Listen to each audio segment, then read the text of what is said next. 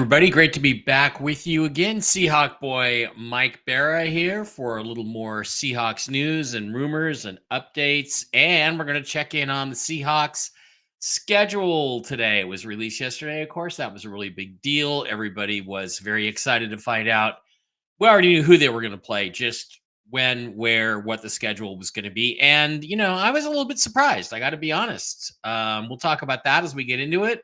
We'll also talk a little bit more about the possibility of trading DK Metcalf. We'll talk about the Jared Goff extension. We're going to catch up on all things that are going on with the NFL and the Seattle Seahawks coming right up.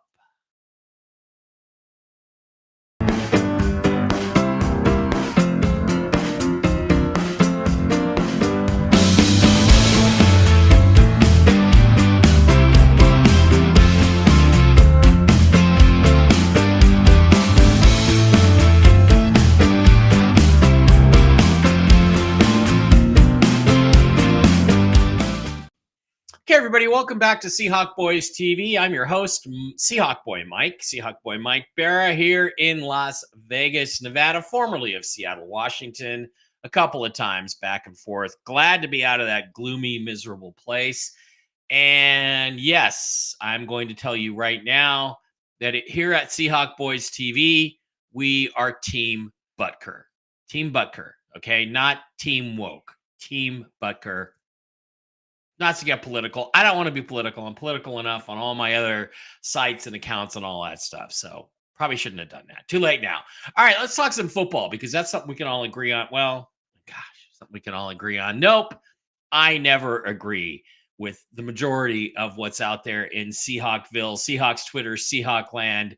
I'm not just a contrarian. I'm just the guy who brings a little bit of insight and common sense to the discussion about the Seattle Seahawks. All right, yesterday the NFL released the schedules for all 32 teams, the Seahawks included, and it was a pretty exciting day. Been most exciting day really since the NFL draft. And here it is, the 2024 Seattle Seahawks regular season schedule, the preseason schedule. Doesn't have anything too interesting on it. No trips to Vegas for me to watch the team. None of that kind of stuff going on. But here is the schedule. It starts week 1 against the Denver Broncos and finishes week 18, whenever that is. I don't know, sometime in 2027. The NFL season, it starts way too late, goes on way too long. We're playing the Super Bowl at the end of February now. It's ridiculous. But finishes up against the Los Angeles Rams on the road. Now, as you look at the schedule, it's pretty favorable. The Seahawks are ranked, I think, about 27th in terms of strength of schedule. In other words, it's presumed to be a very, very easy schedule. And I think the biggest reason for that is we're going to face some rookie quarterbacks at home, and that's going to be a big advantage. All right, here we are, week 1. We're going to start. Now, let's go through this and just kind of do a win-loss thing on what we think on this schedule. So at this point, we start with week 1 against the Denver Broncos. I don't get this. 2 years ago, we opened against the Denver Broncos when Russell came back, and the Seattle Seahawks fans embarrassed themselves and made asses out of themselves. Hi, Victoria. Hi, Nico. Revenge game week 4 with my Lions. Yeah, we'll talk about that. And it was a disgraceful display by the Seahawks fans. Russell Wilson did not force his way out of Seattle. He wanted to win. John Schneider and Pete Carroll wanted to get rid of him because they didn't like him taking all the credit for the Seahawks winning. And a lot of people claim at this point that they proved their point. Well, Pete's no longer employed in the NFL, and Russell Wilson is. And we'll see how Russell does for the first time in 2 years with a good coach and a good organization. And maybe a really good receiver. We're going to talk about that. Again, we're not going to drop the DK Metcalf trade stuff. We're going to talk about it again. We're going to face it. We're going to deal with reality. But anyway, week 1 against the Broncos, the worst coach team in the NFL.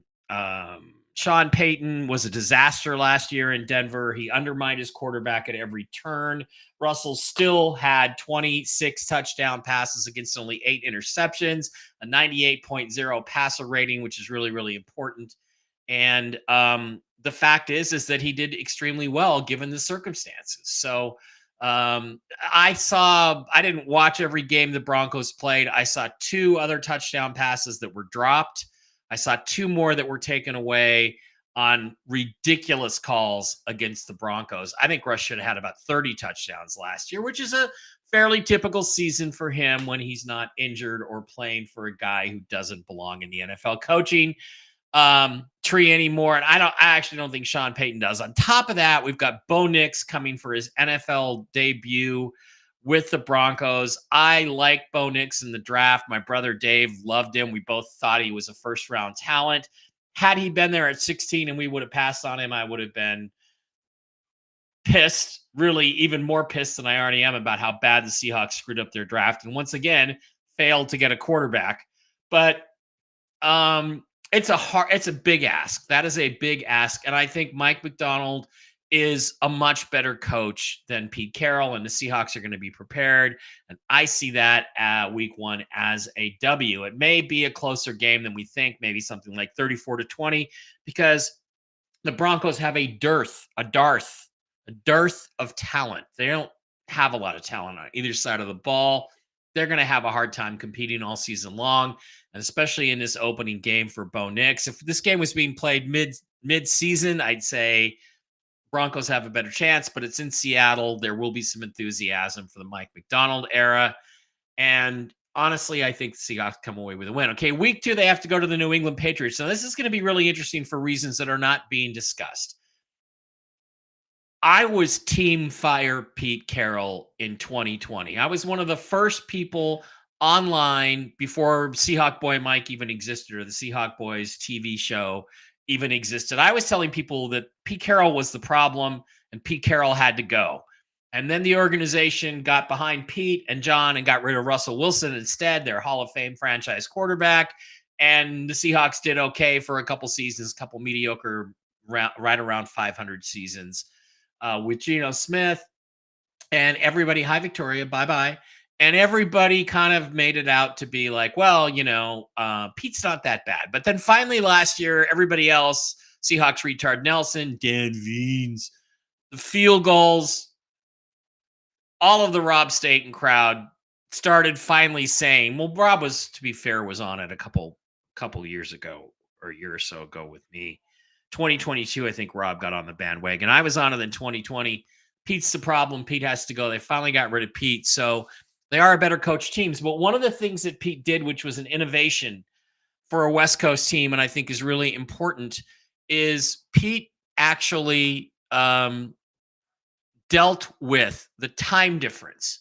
West Coast teams are at a huge disadvantage when they have to travel to an East Coast time zone, an Eastern time zone team, and play at 10 o'clock in the morning. You're asleep. Your body's not awake. I have watched over the years, we watched the Seahawks sleep through 10 a.m. game after 10 a.m. game after 10 a.m. game. Just sleepwalk through them, not really wake up until the second half, play a lot better, sometimes eke out the win, but just struggle against teams they should have boat raced, especially in the Mike Holmgren era. Pete changed that. Pete got smart. Pete did what I always said that they ought to do, which is at least the week of a 10 a.m. game, practice at 10 a.m. or practice at 10 a.m. the whole time. What Pete did is he practiced at 10 a.m. every day. So he got everybody's biorhythms and body clocks tuned into that 10 a.m. start time to be able to play at an elite level at 10 a.m. And by the way, there have been several studies done that have proven that West Coast teams, and there's only 5 teams for which it's a 10 a.m. start, the NFL has refused ever to adjust the schedule. So this is going to be a test. Is Mike Macdonald smart enough, or will John Schneider enforce the 10 a.m. practice time to get the team mentally ready to play at 10 a.m.? Another thing they used to do was they would go out a day early. They'd go out on Friday after their practice, get a couple days to get used to it.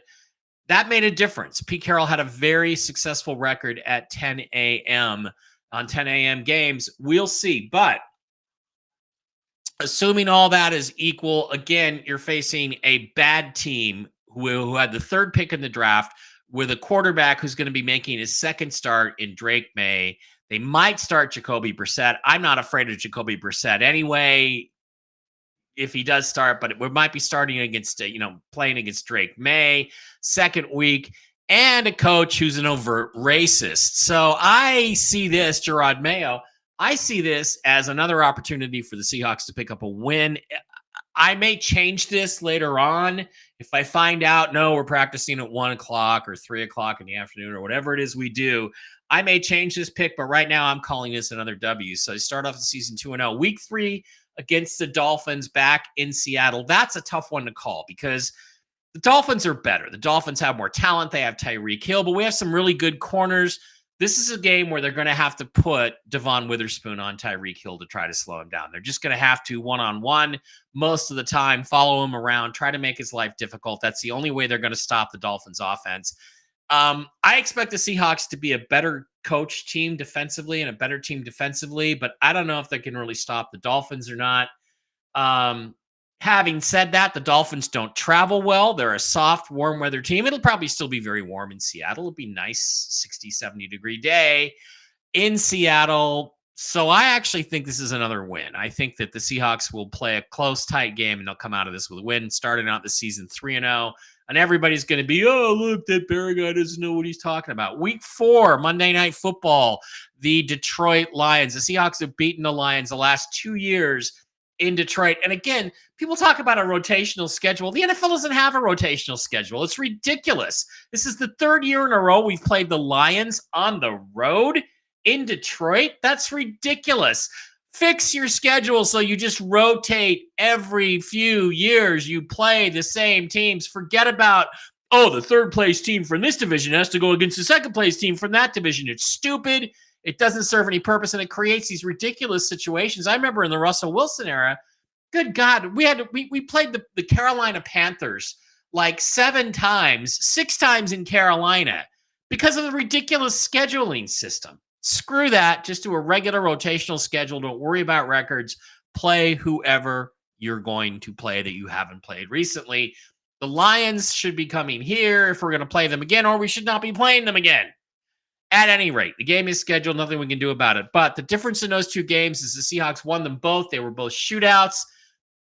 The Lions have the newly minted Jared Goff as their quarterback. It's a road game. Gino was able to take advantage of a terrible Lions secondary. They have worked very hard. They brought in a bunch of new players. I think they've fixed that. I think this is our first loss. It might be a close game, might be an entertaining game, but we lose to the Lions in week 4. Nico Lockey, that's going to make you happy, happy, happy. Now we're back home against the New York Giants. They suck. It'll be easy to beat them. Drew Lock's got a revenge game going. Good luck, Drew. I don't know. I think that we beat the Giants again. That makes us 4-1, and everybody's super optimistic. Oh, we just got to beat the Giants. So we have, or the 49ers. So we have the 49ers at home. Look, let's face facts. 49ers are a lot better than us. So unless Christian McCaffrey and Brock Purdy are both out of this game, they're going to come in here and beat us. Now, are we going to be more competitive than we have been the last couple of years? Yes, because on both sides of the line of scrimmage, especially on defense with Mike Macdonald, we're going to be better coached. We're going to have better players. We're going to be getting more out of the players that we have. It's going to be a closer game. The 49ers win. We're 4-2. Now, week 7 at the Atlanta Falcons. Tough game to call. Tough game to call. Who's going to be the quarterback? Are we going to be facing Kirk Cousins? Are we going to be facing Michael Penix? If we're facing Michael Penix in his NFL debut or something, I don't know. We might be able to slip that one out. Is it 10 a.m. in the morning? As far as I know, it's 10 a.m. Is Mike Macdonald, practicing at 10 a.m. in the morning? I don't know. Do we go out early on a Friday? I don't know if these things are going to change or not. If this was a Pete Carroll coach team, I'd say we squeak by with a win. No, 4-3. I think the Falcons beat us in that game, especially if Kirk Cousins is playing. Now we come back for 2 home games against the Buffalo Bills and Los Angeles Rams. We're 4-3 at this point. The Bills come in, they stomp us. We're 4-4. The Los Angeles Rams are better than the Seahawks. They have Matthew Stafford at quarterback. We're 4-5. They win. We go into the bye at 4-5. We still have a chance at a wild card. We come out. We have to face the 49ers. They boat race us in San Francisco. We're now 4-6. Now we're home to the Cardinals. We get back on track. We beat them. Then we go to the New York Jets. If Aaron Rodgers is not injured, the Jets win this game. So now we're we're 5-7. Then I think we can probably beat the Cardinals again. 6-7. Then we're at home against the Packers. They're better than us. Jordan Love beats us. Jordan Love. This is probably the point where we realize Jordan Love. We have to have a quarterback at least as good as Jordan Love if we're going to contend. And we realize Geno Smith is not it. So the Packers win that game. We beat the Vikings on the road. The Bears. It just depends on if Caleb Williams is healthy and how he's coming along.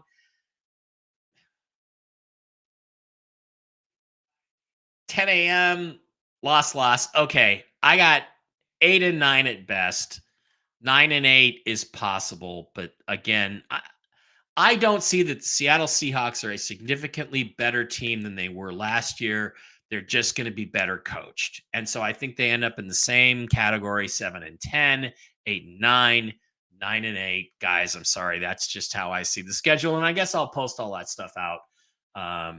Nico over there says, Nico, who's a Lions fan, says, I think you're 9-8. Could be, it's going to be 9-8, 8-9. It's just going to depend on luck. It's going to depend on luck of the draw. It's going to depend on a whole lot of other things. Remember, Pete Carroll was not a great coach, not a great X's and O's guy, but he had luck on his side. How often do you win a game when the pass bounces off the helmet of your safety who's blitzing and it pops into the air and you get an interception and win a game? That's Pete Carroll luck. It remains to be seen if the Seahawks will continue to have that or not. It really does. And,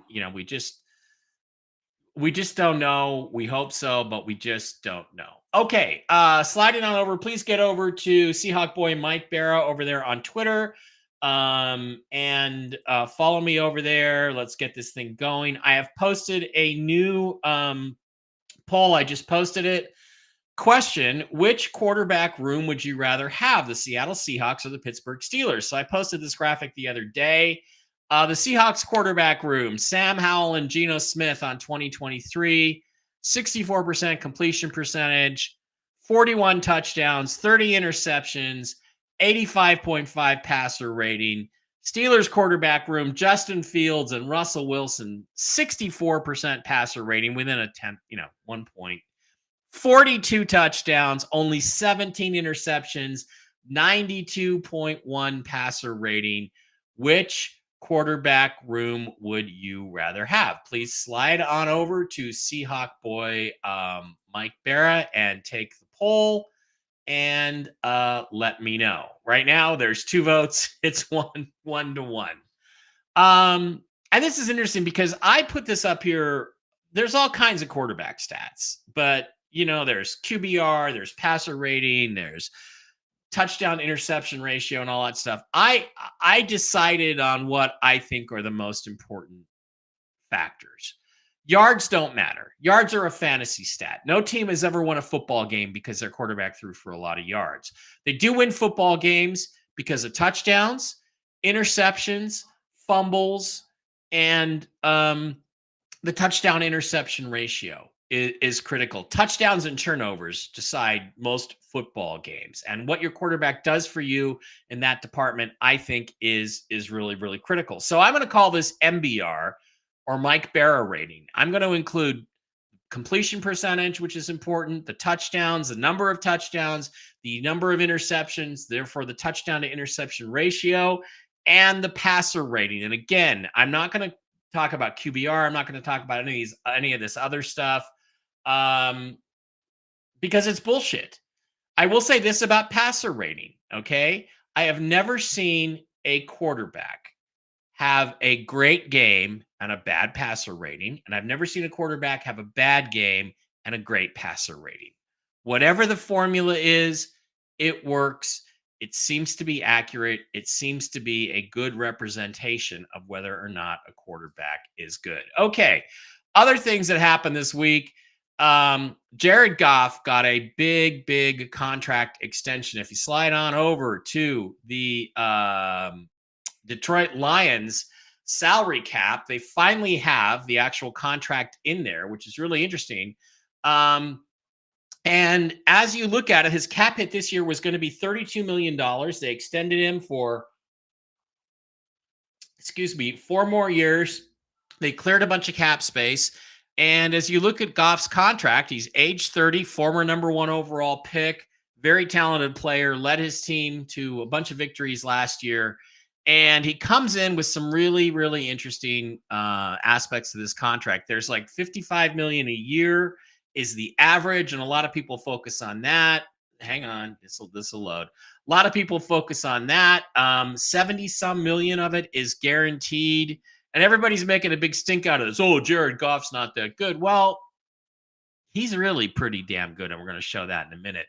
But the key thing here is in 2024, they gained like $5 million in cap space because they reduced his cap number to 27.2 million. 27.2 million. His cap is 32.6 million in 2025. And in 2026, it jumps up to 69 and then 54 to 61. But here's the key thing. They can get out of his contract. Sorry, I didn't share that tab.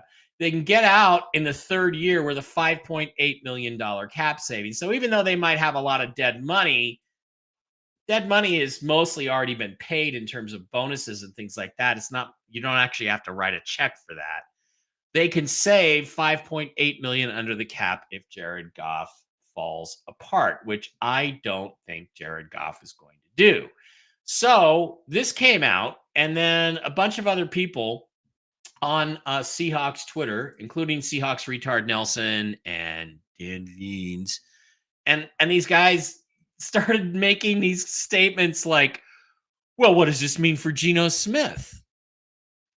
Excuse me? It doesn't mean anything for Geno Smith, but let's take a look and let's take a listen at what some of these guys are saying about the new Jared Goff. Just had a couple years ago in 2022, and he takes a deal that is literally less than half of the Jared Goff contract.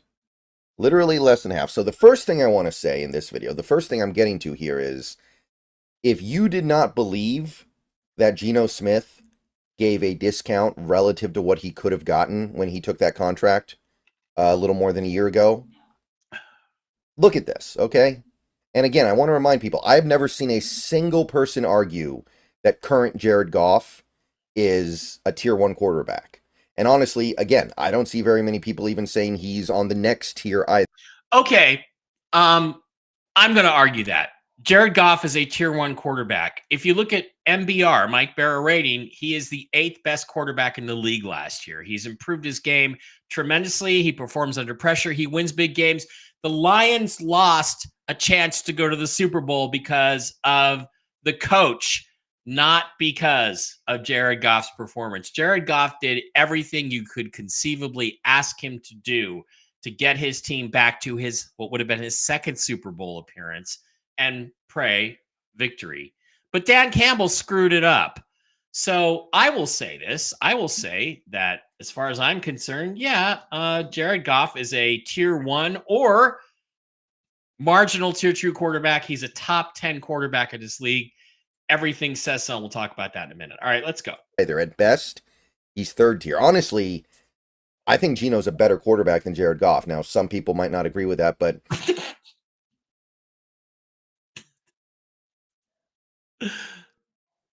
did I honestly just hear that?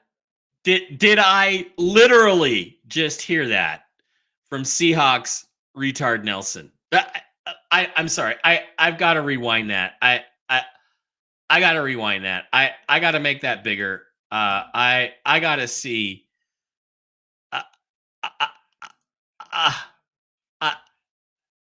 I just can't believe what I just heard. Let's go back. I think Geno's a better quarterback than Jared Goff. Now, Okay. This is the level of delusion that exists in Seahawksville. Literally the level of delusion that exists in Seahawksville. Some people think, people who actually have audiences bigger than mine, to be honest, but that's only a matter of time. think that Geno Smith is better than Jared Goff? Are you fucking kidding me? Have you seen either one of these guys play? Have you seen either one of them play in big moments? Well, I'll tell you what, let's do a little comparison. There's some cool programs out there that can do some stat comparisons. And here's a comparison of 2023 Geno Smith. This is from StatHead Football. 2023 Geno Smith and 2023 Jared Goff. These are all their generated stats. I do not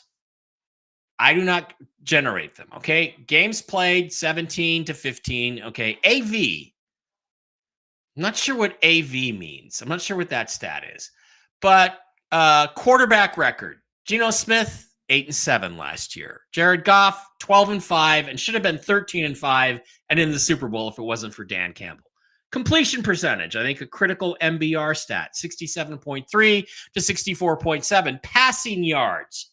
Jared Goff, 900, almost 1,000 yards more than Geno Smith, 45.75 to 36.24. Passing yards per attempt, 7.6 for Jared Goff, 7.3 for Geno Smith. Passing yards per game, 269.1 for Jared Goff, 241.6 for Geno Smith. Passing touchdowns, 30 for Jared Goff, only 20 for Geno. Interceptions, this is one where Geno wins. Geno only had 9, Goff had 12.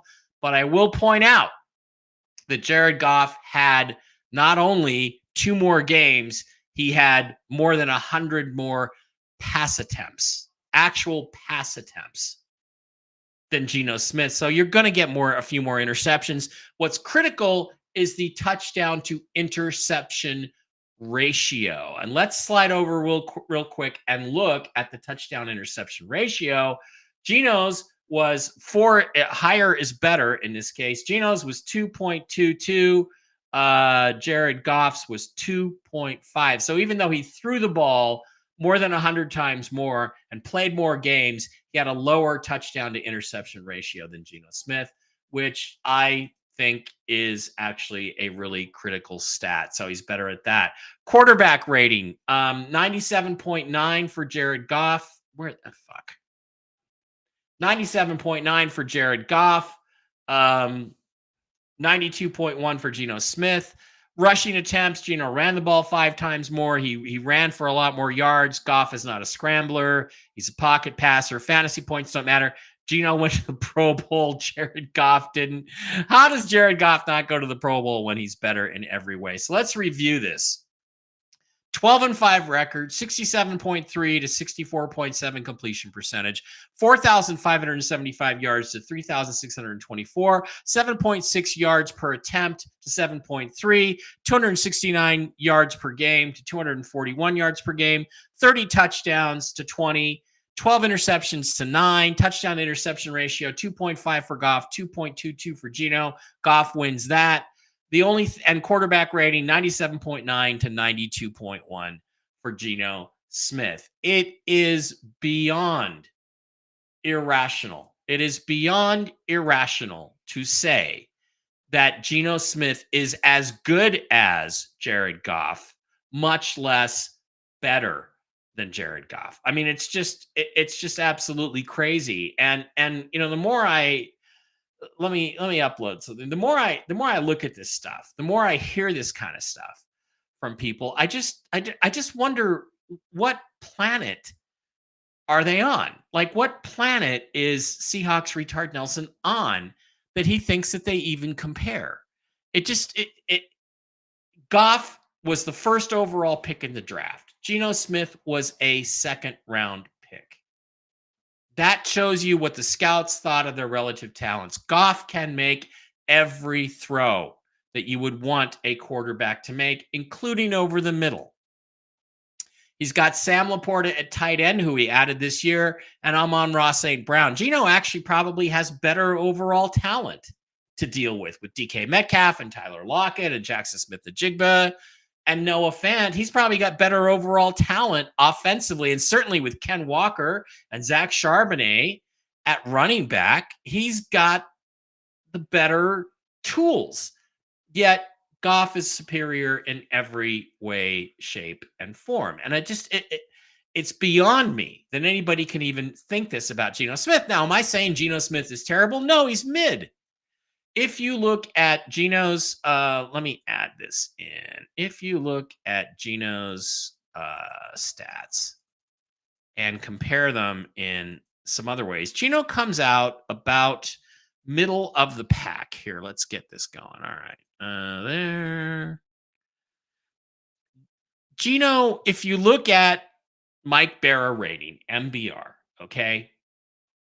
Geno's 18th in completion percentage, 17th in touchdowns, 16th in interceptions, 16th in touchdown interception ratio, 17th in passer rating. Total MBR, Mike Barra rating is 17. Now, MBR, I'm kind of joking, so don't make it out to be a big deal. Goff is 7th in completion percentage, 4th in touchdowns, 26th in interceptions, but again, it's only 3 interceptions more with 100 more that's an odd ranking. Touchdown interception ratio, he's 14th, and passer rating, he's 9th. So Goff evaluates around 8th or 8, between 8, the 8th and 9th best quarterback in the league, and Geno is the 17th best quarterback in the league. And that's fine because Geno's better than what, 15 other guys? That's good. What I'm arguing and what I've been saying all along is that may be good, but that's not good enough. That's not good enough to win a Super Bowl.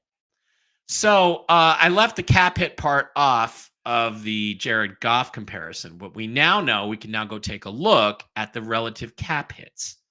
So should the Seahawks, when we're dealing with the question, should the Seahawks go out there and give Geno a contract extension similar to what Jared Goff got? Does he deserve that? Is he in that range?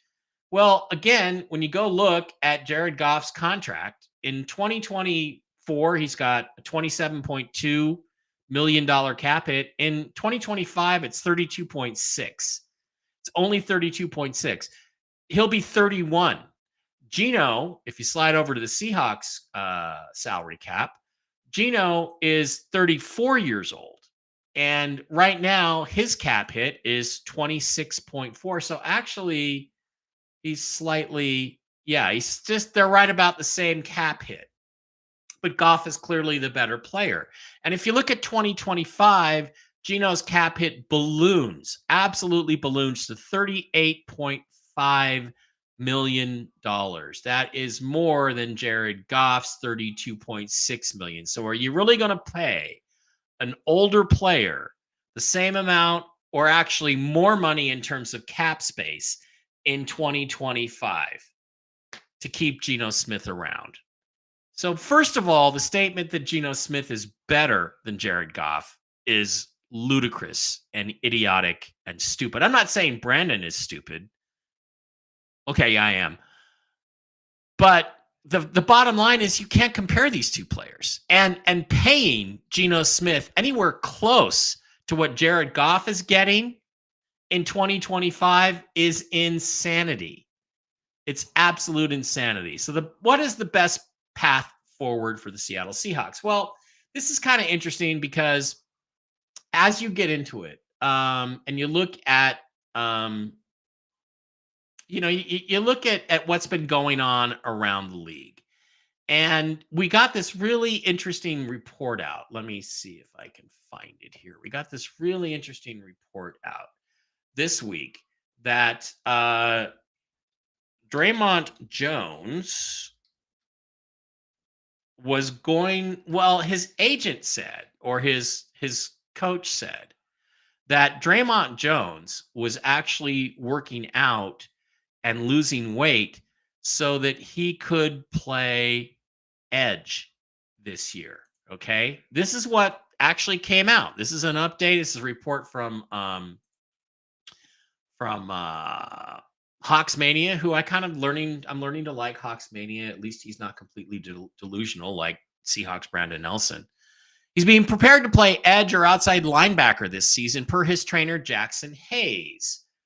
Now, Draymond Jones has been viewed as a 3 technique inside 34 defensive ends, 6.5 sacks, 45 pressures, 9 tackles for loss, 10 quarterback hits, blah, blah, blah, blah, blah. That was when he was with Denver. But now, because they have Byron Murphy to play the 3 tech, they're talking about using Draymond Jones in other ways. So here's the thing about this that I think people are not getting, which I actually think is really, really interesting. If you go back and look at the Seahawks salary cap, let's go back to 2024 here, and let's look at the Seahawks salary cap. If you look at our cap situation right now, we are $1.3 million under the cap for 2024. That, by the way, is nowhere near enough to sign the rest of our draft picks and to account for free agents or injured reserve and practice squad. It's not enough. So more space has to be created. Then if you look at 2025, we're $17.5 million over the cap because we signed a couple of rookies. They added onto the cap, and because we moved some money around with some other players. So what's one of the best ways to get under the cap for 2025 and create more cap space in 2024? Well, if you look at Draymond Jones, if you cut him post 6-1, you would be saving $11.5 million under the cap. That covers everything you need for 2024. In 2025, it doesn't really do you any good. Oh yeah, it does. Let's go back. I did not submit that.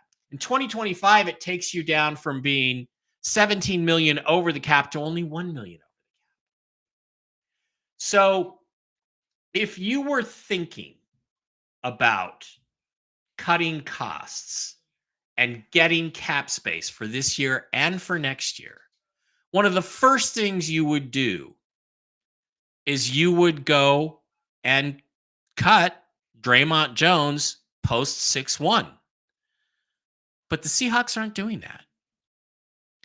Why aren't they doing that? This is a guy who didn't have a very good year. He's an overpaid free agent. He's not somebody long-term that you're going to build around. He's going to be 29 next year. And you got a bunch of guys now that are over 30 years old. They're going to be over 30 years old, making big money in 2025, including Geno Smith. So if they're not doing that, it should tell you something. And this is the part that Seahawks Brandon Nelson and other guys, Dan Veens, Field Goals, and Hawk Blogger, they don't seem to get because they're not looking ahead. If they're going to keep Draymond Jones and use him as some sort of hybrid 34-43 fourth defensive end, I can see the 3 big guys in the middle, Reed and Murphy and Williams, and then Draymond on the outside, left or right, standing up, attacking, kind of a Leo thing. I can see that happening. I don't see him as an edge. He's 278 pounds. He's 280. That's too big for an edge. But it's some sort of hybrid 34-43 movable part with maybe in nickel situations, maybe Jamal Adams coming back to play nickel linebacker. That's kind of interesting. So what is going on here? Why are they keeping this guy when they should be cutting him? And the answer is, ladies and gentlemen, that none of the rest of the Hawks blogosphere has figured out is they've got something else planned. The question is, what is the other thing that they have planned? Well, I can think of a few things. They're going to restructure or extend a bunch of contracts. Not Tyler Lockett. They already did him. Could they extend and restructure Leonard Williams? No, they just did him. Jaron Reed? Nope. That's not going to create enough space next year. No. What about DK? Now, again, not to keep harping on this, DK Metcalf is your best player. He's the best Seattle Seahawk right now. The best at his position. Maybe Weatherspoon if Weatherspoon has another good year. But he's 27, going to be 28. He's as good as he's ever going to get. He's peaked. We don't really have a quarterback. We don't have a Jared Goff, a top 10 quarterback, to consistently push the ball to him. He didn't get enough touches last year. And as a result, DK actually doesn't make enough of an impact as he should be. He's in the next to last year of his deal.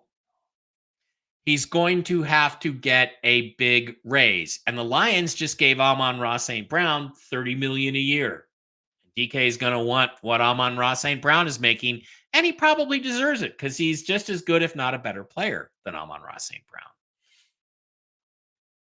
But if you go back to the Seahawks salary cap and you start to play with it for 2025, what happens if I trade DK Metcalf with a post 6-1 designation or post 6-1? What happens to the Seahawks salary cap? We go from 1.3 million under the cap to 18.343 million under the cap, which saves us all kinds of trouble and money. And we go to 4.56, almost $4.5 million under the cap for 2025. So it's a savings of what? 20 some million dollars, 24 million dollars in 2025, 22 million in 2025. Then what can you do? Well, you've got this 35-year-old quarterback who's not as good as Jared Goff, and he's mid, making 38.5 million against your cap. If you cut him, you suddenly have $30 million to play with. Well, you have this 33-year-old wide receiver who you love and you'd love to have back, but not at a $30.895 million cap hit. So if you cut him, you're suddenly up to 4.56 million. Now you look at the same guy, Draymond Jones, you wait one more year on his deal, and when you cut him, you save $16.510 million. Now you're up to $63 million.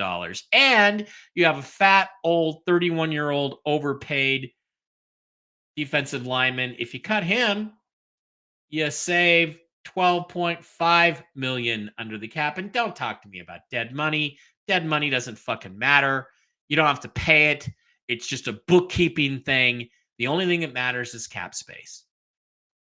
So by trading DK after June 1st, and then cutting your 5 older, less productive players in Geno, Lockett, Jones, and Williams, you suddenly have $75.5 million in cap space. And as I pointed out before, assuming you can get a first and a third for DK, and I'm positive you can get a first from the Pittsburgh Steelers because Russ really wants DK back there, I'm sure, to come play with him again, you're looking at $75.5 million in cap space. You're looking at 2 firsts, a second, 2 thirds, because you're going to get a third in the deal, I'm going to assume, 2 fourths, and a fifth. Or if you get a fifth, and anyway, you're looking at 8 picks out of the top 110 or 120 or so. So you have all that cap space and all of that draft capital to go get your quarterback of the future and a couple of defensive linemen to replace Draymond Jones and Leonard Williams. And you can also go out and get a wide receiver in the draft or a wide receiver in the trade market because you have all these picks and you have all this money to spend. So who might be available in free agency if we traded DK? Well, Hunter Renfro's still out there. He's 28. He's got 4 years of experience.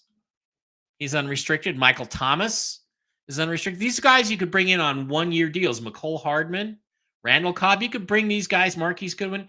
You could bring these guys in on 1-year deals as a bridge to going and getting wide receiver or 2 next year. You have plenty of picks to get an elite quarterback. Even if that's Dak, you have the money to sign Dak. If Dak makes it to free agency, which is a possibility in Dallas, you can go get Dak. So again, I'm going to go back to this again. It makes too much sense. And look, if they are not cutting Draymond Jones, there's a reason.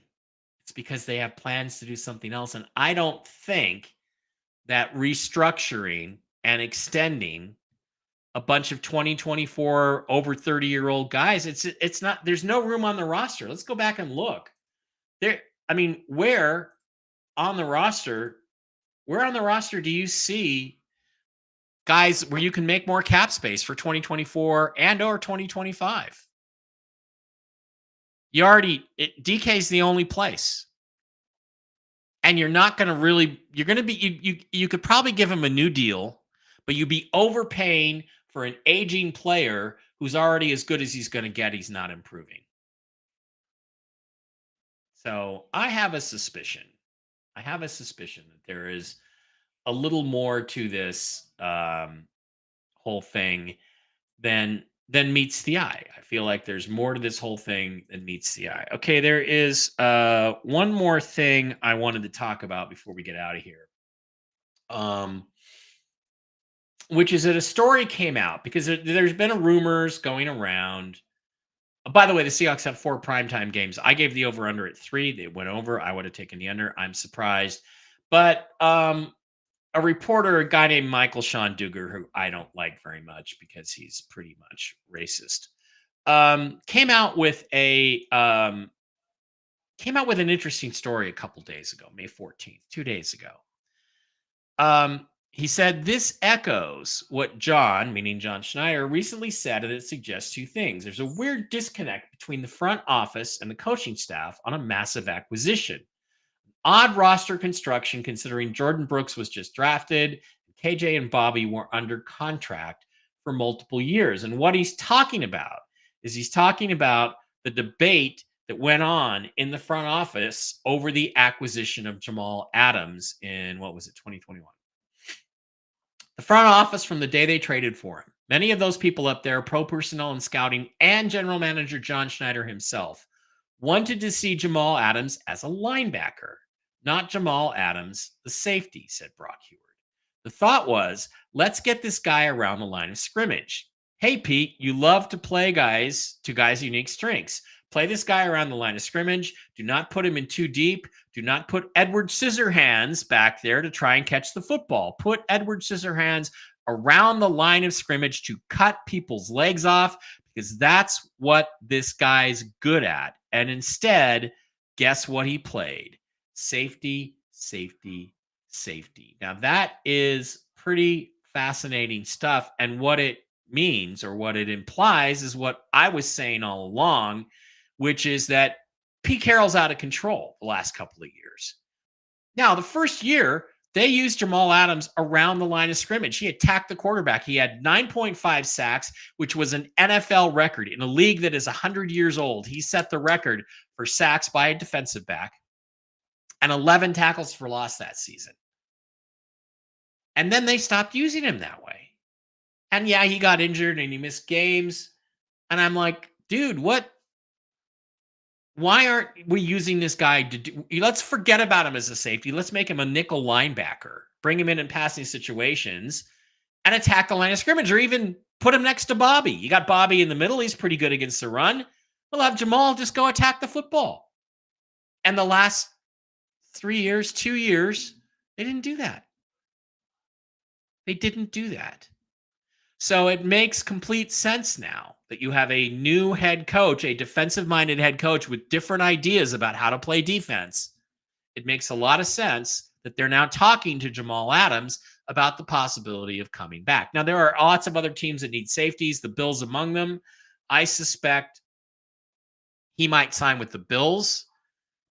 But if he comes back here, they might actually put him to use the way he should be used, which is near the line of scrimmage and attacking the football. That's what Jamal Adams can do, and he's a star at it. He broke an NFL record, a 105-year-old NFL record, doing that very thing. And only Pete Carroll is like the only guy who would just refuse to use the guy's talents. That's Pete. That's why Pete's gone. That's why we've all had enough of Pete. That's why I had enough of Pete 2 years before anybody else had enough of him. All right, guys, that is pretty much what I have. An update. I think there are some things that bear watching. What happens to DK after June 1st and whether Jamal Adams gets signed. I don't want to trade DK, but since we don't have a young quarterback that we're bringing along, we didn't take Spencer Rattler in the 4th or the 5th with the 18th, the 124th or the 136th pick. We don't have a young quarterback to develop that he's going to grow with. That's going to need him. So let's start over. Let's get a new quarterback next year, and let's get all those assets. That's $75 million in cap space, and those 8 draft picks in the first 5 rounds, and go get ourselves a couple defensive linemen. Here's the other thing too about the defensive linemen. You're like, oh, we can't get rid of Leonard Williams. We can't get rid of Draymond. Yeah, we can. Because remember how everybody wants to build in the trenches. Oh, Brian Numskuller. Oh, you got to build in the trenches and then go get the quarterback. Well, here's the news for you. I've talked about this in my other videos. The Seahawks have spent a lot of draft picks, 7, 8, 9, in the trenches on defense. Offensive linemen, defensive linemen, linebackers. Edges are linebackers. They're front 7 guys. That's the trenches. They haven't been very good at it. But what if some of these guys like Mike Morris, what if they can play? If they can play, you need Leonard Williams even less. You can use that cap space, $75 million. Imagine going into the 2025 offseason, $75 million in cap space and 8 picks in the first 5 rounds, including 2 firsts. Oh, the Cowboys didn't tag Dak? Okay. Hey, Dak, you want to come up here and be a near MVP in Seattle? Okay. Here he comes. And then we draft him a couple of receivers. Now, I think if this was the plan, as Peter DeVries once said, the plan, they would have drafted a wide receiver or 2 in this draft, and they didn't. But maybe they like some of the guys they have in camp. Maybe they like them. I don't know. I think the Jamal Adams situation and the DK Metcalf situation really do bear watching in the early part of June, because I do think Pittsburgh and Russ are going to make a play for DK. I really do. And the price should be at a minimum a 1st and a 3rd. I'd ask for a 1st and a 3rd and a 5th. A 1st and a 3rd in 2025 and a 5th in 2026. Minimum. But we'll see. We'll see what happens. All right, guys, thanks for being here. Appreciate each and every one of you. There aren't that many, but again, you wanted things to be different. You wanted people to think, you want somebody that thinks outside the box. Well, okay. I just gave you some scenarios that aren't being talked about, and let's see if any of them come true. See you next time.